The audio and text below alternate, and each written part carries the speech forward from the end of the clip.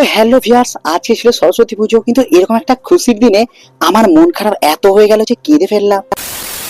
আজকে 10টা নাগাদ ভাগ্নি পুরো সেজে গুজে একাকার। তারপরে আমার হাতটা ধরে বললে, চলো মামা সরস্বতীর ঠাকুর দেখতে যাবো। তো আমাদের পাড়া থেকে একটু পথ হাঁটলেই একটা জায়গায় পুজো হয়, আর সেখানে আমি ভাগ্নিকে নিয়ে এসেছি। এসে দেখি বৌদি তো পুরো যত্ন সহকারে ফল কাটছে, আর এই দেখো ঠাকুর কিন্তু পুরোহিত মশাই এখনো পর্যন্ত আসেইনি। শুধুমাত্র মূর্তিতে সরস্বতী নয়, জ্যান্ত কিছু সরস্বতী ছিল, আর যাদেরকে দেখতে কিন্তু অনেকটা কিউট লাগছিল। যাই হোক, একটা সময় কিন্তু পুজো শুরু হয়ে গেছে, আর সব বাচ্চারা কি সুন্দর ভাবে বসে আছে। এবারে দেখি দুপুর গড়িয়ে বিকেল বেলায় মা খুব সুন্দর পকোড়া বানিয়েছে, আর যেগুলো খেতে কিন্তু একেবারে টেস্টফুল ছিল।